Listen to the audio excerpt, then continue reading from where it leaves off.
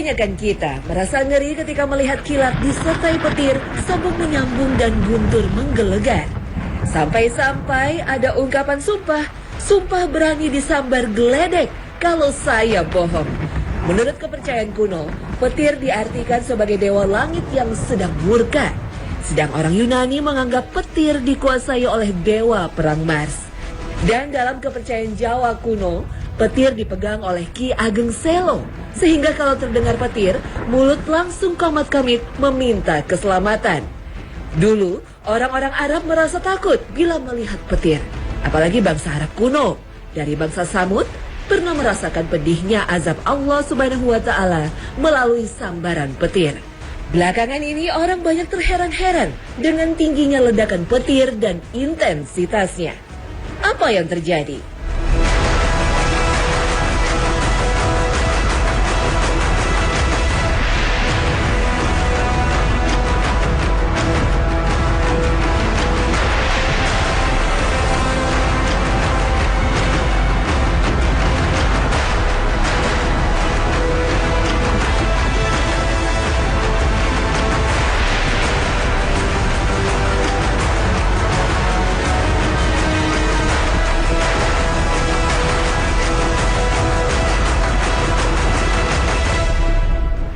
Assalamualaikum warahmatullahi wabarakatuh. Pemirsa, kilatan yang disertai ledakan menggelegar ini tak pernah putus. Sambaran-sambaran petir sambung menyambung terus terjadi. Fenomena unik ini lebih populer dengan sebutan The Catatumbo Lightning. Sebuah fenomena atmosfer yang unik di Venezuela, Amerika Selatan. Petir ini terbentuk di daerah sekitar Sungai Catatumbo yang bermuara ke Danau Maracaibo, dikelilingi oleh pegunungan Andes dan Perija. Fenomena meteorologi ini merupakan fitur petir paling konsisten dari setiap tempat yang ada di planet bumi. Pertunjukan cahaya petir ini telah berlangsung selama berabad-abad di Venezuela. Kilatan cahaya menerangi langit menghasilkan segudang badai petir di atas Danau Maracaibo hampir sampai setengah tahun. Sebagian menganggap petir Catatumbo sebagai ibu kotanya badai listrik di dunia.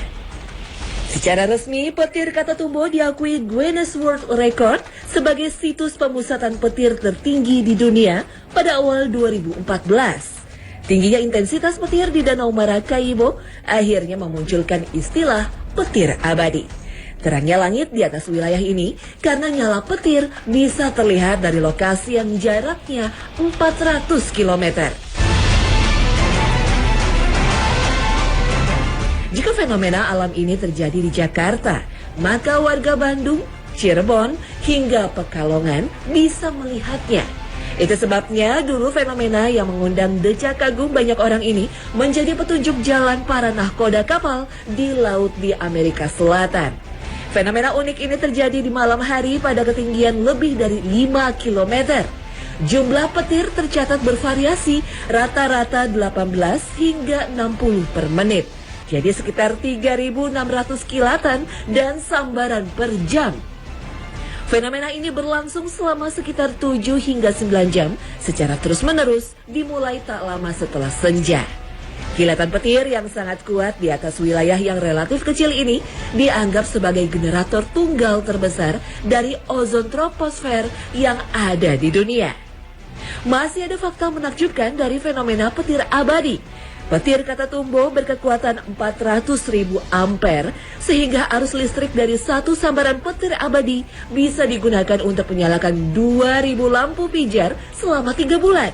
Subhanallah.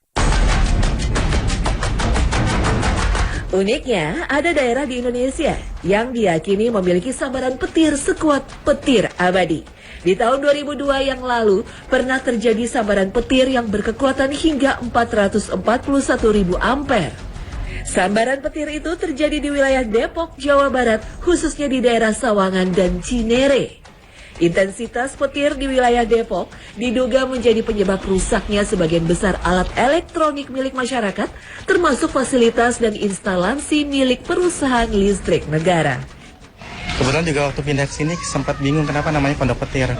Terus begitu nanya sama warga di sini, Dan memang ya disebut pondok petir karena memang durasi petirnya lebih banyak.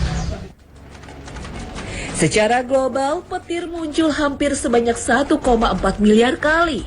Sehingga bisa dikatakan petir muncul antara 40 hingga 50 kali per detik di seluruh penjuru bumi. Badai salju, letusan gunung berapi, dan kebakaran hutan juga diduga memicu munculnya petir.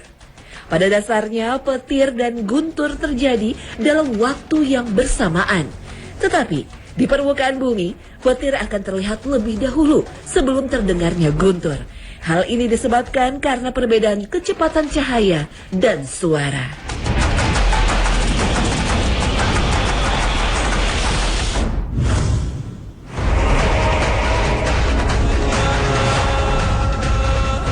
Kekuatan petir yang pernah tercatat mulai dari ribuan ampere sampai 200.000 ampere. Angka ini setara dengan kekuatan yang dibutuhkan untuk menyalakan 500.000 lampu bohlam 100 watt. Meskipun arus petir hanya sesaat, tapi kerusakan yang ditimbulkan sangat luar biasa. Efek dari serangan langsung sangat jelas terlihat. Mulai dari kerusakan bangunan, kebakaran, sampai bahaya kematian bagi manusia. Kecelakaan pesawat pernah terjadi akibat sambaran petir. Salah satunya adalah kecelakaan pesawat terbang maskapai Lansa di Peru pada tahun 1971. Kecelakaan ini terjadi saat pesawat terbang dari kota Lima menuju kota Pucallpa. Pesawat jatuh di tengah-tengah hutan. Akibatnya, 91 orang meninggal dunia. Seorang guru keturunan Jerman bernama Julian Kopke berhasil selamat dari tragedi penerbangan ini. Meski terjatuh dari ketinggian 3,2 km, ia relatif tidak menderita luka yang berat. Dengan keberaniannya, ia berjalan menyusuri sungai hingga akhirnya berhasil diselamatkan. Selamatnya Julian dalam kecelakaan pesawat tersebut adalah salah satu keajaiban terbesar yang pernah terjadi pada tragedi penerbangan di era modern. Lain lagi kisah Roy Sullivan. Pria kelahiran 7 Februari 1912 ini adalah pemegang rekor sebagai manusia yang paling sering mendapatkan sambaran petir. Dalam kurun waktu 1942 hingga 1977, ia telah mengalami 7 kali sambaran petir. Dan secara ajaib, ia masih bertahan hidup. Pria yang bekerja sebagai penjaga hutan ini akhirnya dijuluki manusia penangkal petir. Yang mengenaskan, status sebagai manusia anti petir menyebabkan Roy dijauhi oleh masyarakat. Banyak orang khawatir jika bergaul terlalu akrab dengan dirinya, beresiko tersambar petir. Kegetiran hidup ini pada akhirnya membuat Roy memutuskan untuk mengakhiri hidupnya di saat usianya menginjak 71 tahun. Sambaran petir terkadang mendatangkan berkah tersendiri bagi sebagian orang. Jika petir menyambar tanah berpasir, kadangkala menyebabkan terbentuknya sebuah benda yang unik yang disebut dengan fulgurite. Benda ini merupakan kaca alami yang terbentuk karena penggabungan silika pada tanah yang tersambar petir. Beberapa wilayah yang menjadi lokasi penemuan fulgurit adalah Gurun Sahara. Hal ini sekaligus membuktikan jika di kawasan tersebut sering terjadi sambaran petir. Fulgurite kemudian menjadi salah satu benda yang diperjualbelikan dengan harga yang cukup tinggi.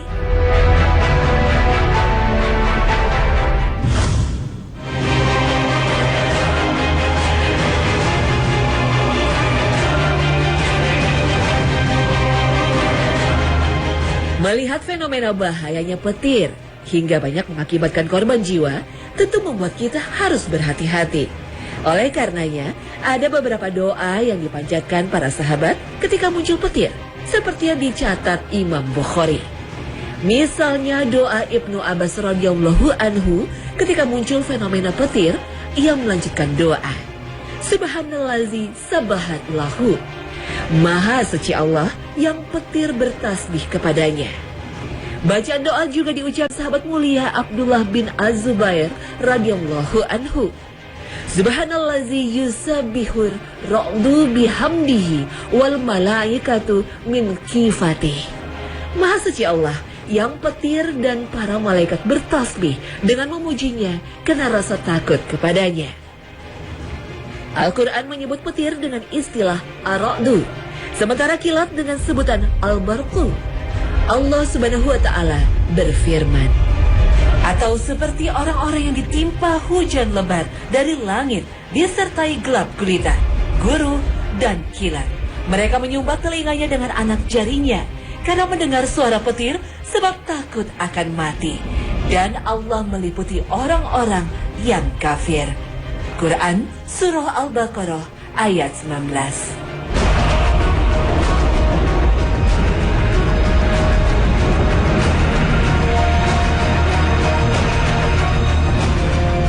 Ketika menafsirkan ayat ini, Imam As-Suyuti mengatakan, ar-ra'du artinya malaikat yang bertugas mengatur awan. Sedangkan kilat berasal dari cambuk malaikat untuk menggiring awan mendung. Seseorang pernah bertanya pada Nabi SAW tentang ar-ra'du atau petir. Kemudian baginda Nabi SAW menjawab, ar-ra'du adalah malaikat yang diberi tugas mengurung awan dan bersamanya pengoyak dari api yang memindahkan awan sesuai dengan kehendak Allah. Hadis riwayat At-Tirmizi.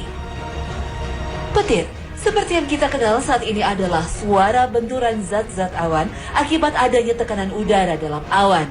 Keterangan ini tidaklah kontradiksi dengan keterangan hadis dari Rasulullah SAW. Karena ar-ra'du, petir atau guru dalam berbagai bentuk katanya merupakan gerakan. Penjelasan Ibnu Taimiyah menarik untuk disimak. Gerakan yang ada mengharuskan keluarnya suara, sementara para malaikatlah yang menggerakkan atau mengarahkan awan. Mereka memindahkannya dari satu tempat ke tempat lainnya. Seluruh gerakan yang terjadi di alam atas dan alam bawah yang mengaturnya adalah para malaikat. Bukankah suara manusia juga berasal dari benturan anggota-anggota tubuh lainnya? Benturan kedua bibirnya, lidahnya, gigi-giginya, anak lidah dan tenggorokannya. Dengan begitu, manusia bertasbih kepada rohnya. Jika begitu, petir adalah suara menghardik awan.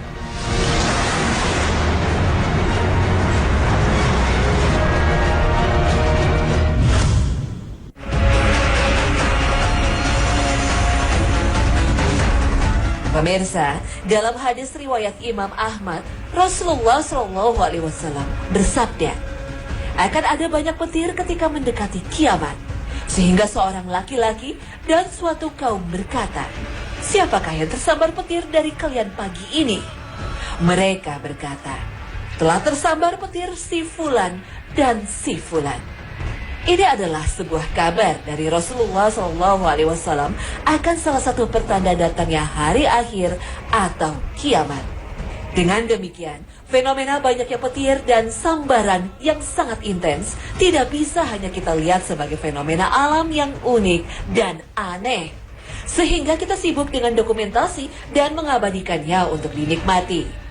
Tapi, tanda kekuasaan Allah Subhanahu wa Ta'ala ini lebih pantas direnungi dan menjadi bahan introspeksi karena sebagai tanda kiamat semakin dekat terjadi. Datangnya kiamat memang perkara gaib yang harus kita imani. Tak ada yang tahu seorang pun di muka bumi ini. Meski para ilmuwan telah memprediksi bagaimana akhir dari alam semesta ini kelak, tapi kapan itu terjadi, tak ada yang tahu. Rasul Muhammad SAW sendiri tidak tahu kapan kiamat terjadi. Bahkan malaikat Jibril, pimpinan para malaikat dan tangan kanan Allah Subhanahu wa Ta'ala, tak tahu kapan akan terjadi. Semua itu rahasia Allah Subhanahu wa Ta'ala. Namun begitu, Allah Subhanahu wa Ta'ala memberitahu Rasulnya tanda-tandanya saja. Di antaranya, semakin banyak terjadi peristiwa orang tersambar petir. Beriman pada hari akhir akan mengingatkan akan datangnya masa perhitungan, sehingga manusia akan menyadari betapa beratnya beban dan besarnya amanah yang dipikul. Bahkan langit, bumi, dan gunung tidak akan sanggup menerimanya. Karena sesungguhnya segala hal, baik yang kecil atau yang besar, akan dimintai pertanggungjawaban, diperhitungkan dan akan dibalas. Jika baik, maka baik pula balasannya. Jika jelek, maka jelek pula balasannya.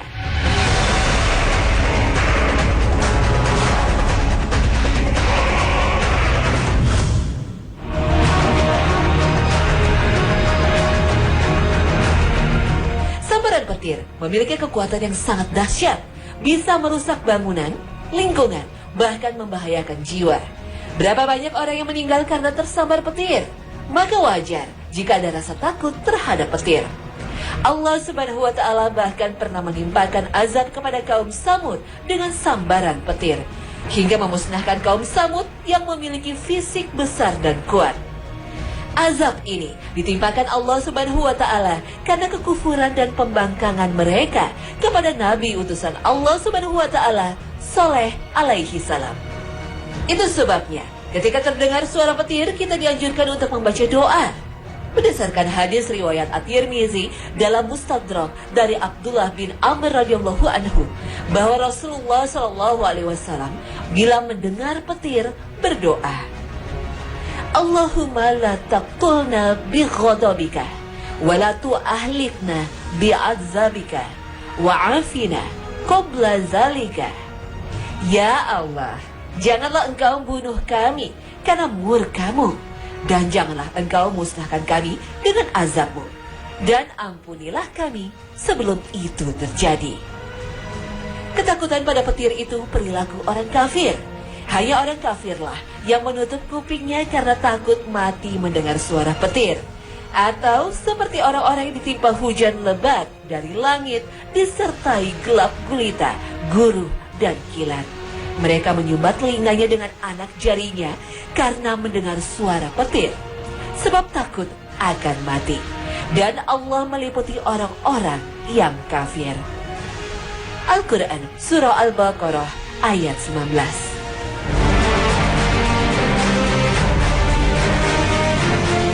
Orang beriman mestinya menganggap petir adalah ayat-ayat atau tanda-tanda kekuasaan Allah yang harus disingkap rahasianya. Haruslah diposisikan sebagai hal penting yang harus ditafakuri seluk-beluknya. Al-Quran mengajarkan bukan hanya rasa, tapi ada secercah harapan dalam petir. Allah Subhanahu wa Ta'ala berfirman, dan di antara tanda-tanda kekuasaannya ialah ditampakkannya kepadamu petir yang menakutkan dan menimbulkan harapan. Al-Quran Surah Ar-Rum ayat 24. Sebagian ahli tafsir menyebutkan bahwa yang dimaksud harapan dalam ayat ini adalah harapan karena akan turunnya hujan. Namun apakah sesederhana ini? Pada masanya mungkin tepat, tapi pada masa modern seperti zaman ini tentu lebih luas. Apa-apa yang disebutkan Allah Subhanahu wa Ta'ala dalam Al-Quran pastilah mengandung isyarat bagi sesuatu yang lebih dalam. Selain harapan hujan, kemunculan petir memunculkan harapan apa lagi?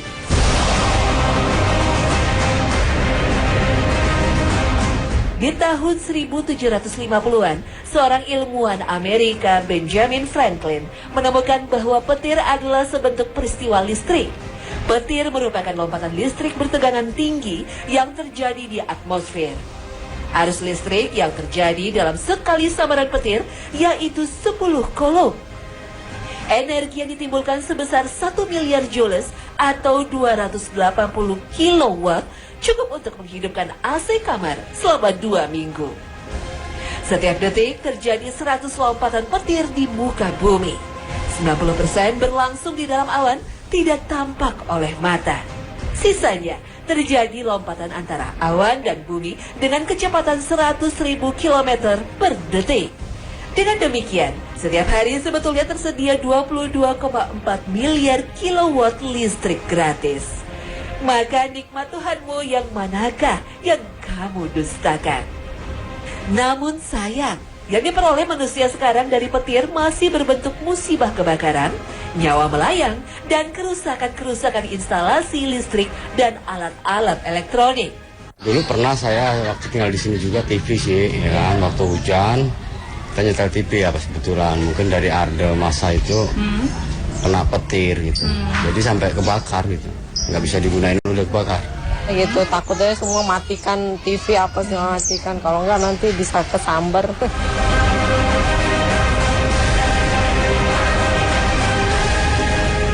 Dr. Insinyur Haji Hunaini Latif MNSC, pimpinan Laboratorium Energi Unisba mengatakan, seluruh listrik yang kita nikmati sekarang bukan energi listrik murni.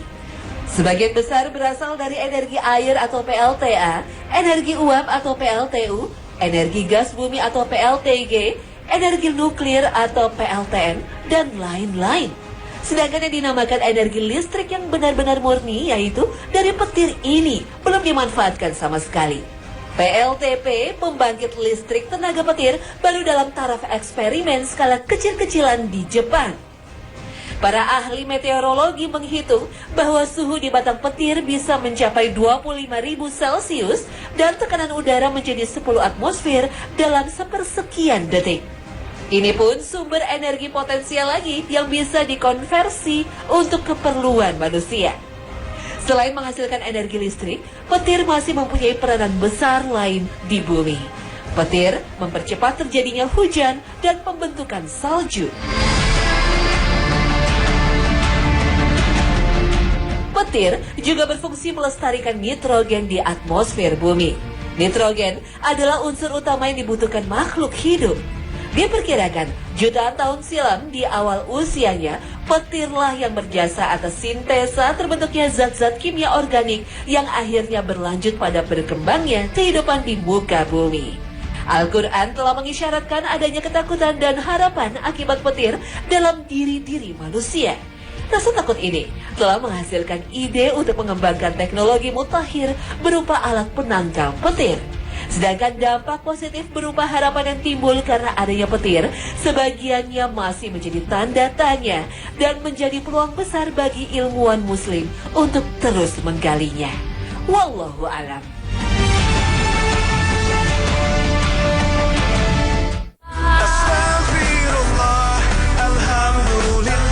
Nah pemirsa, inilah tayangan Hasanah hari ini. Semoga tayangan hari ini bermanfaat untuk Anda. Akhir kata, wassalamualaikum warahmatullahi wabarakatuh.